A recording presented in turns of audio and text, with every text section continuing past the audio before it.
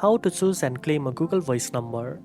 First of all, open the Google Voice app and go to voice.google.com and sign in with your Google account if you haven't already. Once you have signed in, the app or website will prompt you to choose a Google Voice number.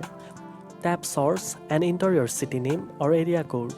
This helps Google show you a list of available numbers in that location. Browse through the list and choose the one that works best for you. You can scroll to see more options if needed. After selecting your number, tap Select to proceed. You will now be asked to verify your existing mobile number. This step is necessary to link your new Google Voice number to your device for call forwarding and message access. Tap Next, enter your mobile number, and wait for the verification code sent via text. Once you receive it, enter the code to confirm. After successful verification, tap Finish to complete the process. Now you know how to choose and claim a Google Voice number. If you found this video helpful, don't forget to like, share, and subscribe for more tech tips. Thanks for watching, and I'll see you in the next one.